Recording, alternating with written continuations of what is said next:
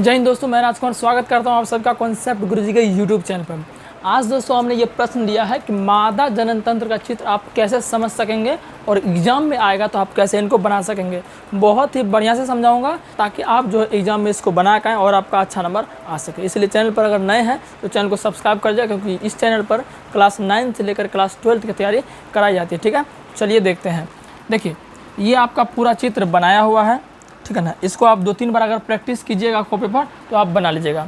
अब सबसे बड़ी बात ये है कि इनको समझे कैसे, कौन कौन से अंग का क्या नाम है, कैसे कार्य करता है, वो ज़्यादा इंपॉर्टेंट, ठीक है ना। सबसे पहले देखिए कि हम आपको बताते हैं, ये पूरा आप 2-3 बार प्रैक्टिस कीजिएगा तो आपसे बन जाएगा आराम से, ठीक है। ये जो आपको लाल वाला भाग दिख रहा ना, इन दोनों भाग को कहते हैं हम अंडाशय कहते हैं। क्या कहते हैं? अंडाशय कहते हैं। ध्यान से देखिएगा, हर एक पॉइंट मैं आपको समझाऊंगा। क्या कहते हैं? अंडाशय कहते हैं। ये भी अंडाशय हो गया और ये भी आपका अंडाशय हो गया, ठीक है ना। तो एक मादा जनन तंत्र में कितना अंडाशय होगा? 2 अंडाशय होगा। ये बात आपको क्लियर है? ऑब्जेक्टिव में पूछ देगा कि मादा जनन तंत्र में कितने अंडाशय होते हैं, तो 2 अंडाशय। एक देख लीजिए इधर बाएं साइड और एक इधर दाएं साइड, ठीक है ना। अब देखिए, इस अंडाशय से क्या निकलता है पता है? इस अंडाशय से बहुत सारे अंडाणु होते हैं। क्या होते हैं? बहुत सारे छोटे छोटे अंडाणु होते हैं। तो बोलेगा अंडाणु क्या है, तो कुछ नहीं, सीधा बोलेगा कि अंडाणु क्या है। अंडाशय में जो पाया जाता है उसे क्या कहते हैं? अंडाणु कहते हैं।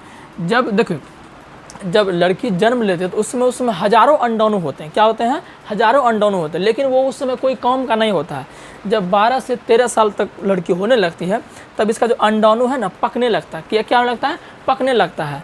तब 12 से 13 साल के बाद जो है अंडाणु का कुछ ना कुछ वैल्यू होता है। ऐसे तो लड़की में जन्मते ढेर ही होता है, आपको पता है। तो इसमें अगर अंडाणु है तो इसमें भी क्या होगा? बहुत सारा अंडाणु होगा, ठीक है ना। अब इनका निकलने का प्रक्रिया कैसे होता है?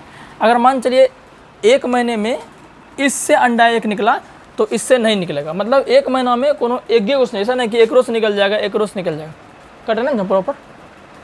तो 1 महीना में किसी एक से निकलेगा। मतलब इससे निकल जाता तो इससे नहीं निकलेगा, ठीक है ना। तो 1 महीना में एक से निकलेगा, ध्यान रखिएगा। अब देखिए सर, इस अंडाणु निकलता क्यों है? ये अंडाणु क्यों निकलता है? तो आपको पता है इसमें बहुत सारे अंडाणु होते हैं। तो ये अंडाणु जब परिपक्व होने लगते हैं ना, क्या होने लगते हैं? परिपक्व होने लगते हैं। तो यहाँ से ये क्या होते हैं? अपने आप निकलने लगते हैं। तो जैसे निकल के कहाँ आएगा? इसमें आ जाता है। ये जो आपको दिख रहा है ना, ये वाला जो नली दिख रहा है, ये वाला नली देखिए, इधरों आपको ये नली दिख रहा होगा, इधरों दिख रहा होगा। इस नली का नाम है आपका फेलोपियन ट्यूब नाम है। क्या है? Fallopian tube. और ये इंग्लिश नाम है, कभी कभी ऐसा ही लिखा रहता है इसलिए हमने लिख दिया। और इसको हिंदी में कहते हैं डिम्ब वाहिनी। क्या कहते हैं? डिम्ब वाहिनी। आप इसको भी लिख लीजिएगा, डिम्ब वाहिनी। या एक और नाम है अंड वाहिनी। क्या नाम है? अंड वाहिनी। तो ये सब इसी का नाम है। फेलोपियन ट्यूब बोलिए, डिम्ब वाहिनी बोलिए, अंड वाहिनी, सब इधरों होगा, है ना। अब जरा देखिएगा, जब ये अंडा इससे निकलने लगता है, ये अंडाणु को चाहिए, ये जो अंडाशय में बहुत सारे अंडाणु है, ये परिपक्व होकर निकलने लगता है। तो ये खोजता है शुक्राणु को। किसको खोजता है? शुक्राणु को खोजता है। एक बात ध्यान रख लीजिएगा कि अंडाणु के साथ अगर शुक्राणु मिल जाएगा तो बन जाता है हमारा, पता है क्या बन जाता है? ये बन जाता है हमारा युग्मनज बनता है। क्या बनता है? युग्मनज बनता है, जिसको आप जायगोट भी बोलते हैं। क्या बोलते हैं? जायगोट भी बोलते हैं। और यह पूरा प्रक्रिया क्या कहलाता है? निषेचन। अंडाणु में जैसे शुक्राणु मिल जाएगा, अंडाणु आपका गोल होता है और शुक्राणु कैसे आता है? आपका कुछ इस तरह से शुक्राणु आपका होता है, इस तरह शुक्राणु होता है।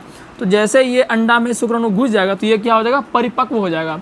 परिपक्व होने के बाद ये क्या बन जाता है? युग्मनज। फिर युग्मनज से धीरे धीरे फिर से क्या होता है? बच्चा बनने लगता है, ठीक है। इस तरह से प्रोसेस होता है। तो ये अंडाणु जो निकल के है यहाँ पर आएगा, यहाँ पर आ जाता है। कहाँ पर? इधर नहीं, सिर्फ यहीं पर आएगा।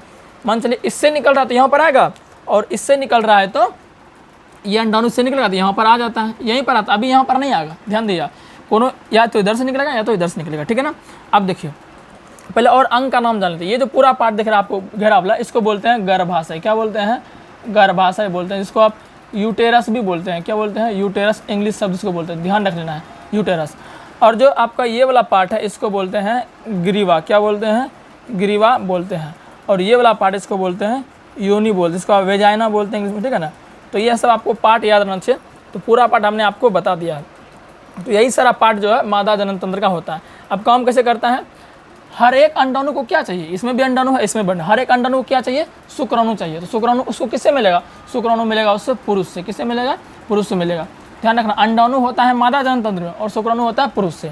तो शारीरिक संबंध के दौरान क्या होता है कि जो पुरुष से शुक्राणु जाएगा ना, वो इस तरह से जाता है। किस तरह से जाएगा? इस तरह से जाएगा। यहाँ से जाएगा आपका शुक्राणु, तो पहले किस में घुसेगा? योनि में। योनि के बाद फिर किस में जाएगा? ग्रीवा में जाएगा। तो शुक्राणु जो है बहुत गति से आता है। किससे आता है? बहुत गति से आता है। इतना गति से आता है कि वो ऐसे तय करते हुए करते यहाँ चला जाता है। यहाँ क्यों ना? क्योंकि शुक्राणु को चाहिए क्या? अंडाणु चाहिए, और अंडाणु को शुक्राणु चाहिए। तो शुक्राणु जो जा रहा है वो कहाँ जाएगा? अंडाणु में, और अंडाणु पहले ही निकल के यहाँ ठहरा रहता है। कहाँ में? ये पूरा नली जो दिख रहा है आपको, फैलोपियन ट्यूब या डिंब वाहिनी या अंडवाहिनी, यहाँ रहता है। जैसे ये शुक्राणु यहाँ पर जाता है, ये शुक्राणु यहाँ पर जो चला जाएगा यहाँ पर, तो ये शुक्राणु अंडाणु मिल जाएगा आपस में। मिलने के बाद क्या हो जाता है? क्या बन जाता है? युग्मनज बन जाता है। युग्मनज बनने के बाद क्या होगा कि यहाँ पर अब जैसे शुक्राणु मिलेगा, इनका आकार थोड़ा क्या होगा? बढ़ता जाएगा। अब तो यहाँ पर जो देखिए नली में उतना जगह है कि नहीं यहीं पर ठहर के संतान का उत्पत्ति हो जाता है, ऐसा नहीं होगा। तो यहाँ पर जब शुक्राणु अंडाणु मिल जाता है तो कुछ देर तक तो यहाँ रहता है युग्मनज बनते तक, लेकिन उसके बाद क्या होता है? ये फिर इधर आने लगता है। इसको बोलते हैं प्रत्यारोपण। तो ये प्रत्यारोपण का मतलब हुआ इधर से इधर स्थापित हो जाना, है ना। तो ये आपका इधर जब आ जाएगा, मतलब ये वाला पूरा पार्ट का नाम क्या है? गर्भाशय नाम है। क्या नाम है? गर्भाशय नाम है। अब इसी गर्भाशय में जो है 9 महीना तक बच्चा रहता है। उसके बाद जब पूरा 9 महीना हो जाएगा तो गर्भाशय के माध्यम से क्या होता है? बाहर आ जाता है। तो यही प्रोसेस होता है मादा जनन तंत्र में, ठीक है। आई होप कि ये पूरा वीडियो आपको सब चीज़ समझ में आ गया हो। समझ में आ गया तो कमेंट जरूर करना, और अगर आप क्लास 9 से लेकर 12 तक पढ़ना चाहते हो तो हमारे चैनल को सब्सक्राइब कर सकते हैं। धन्यवाद।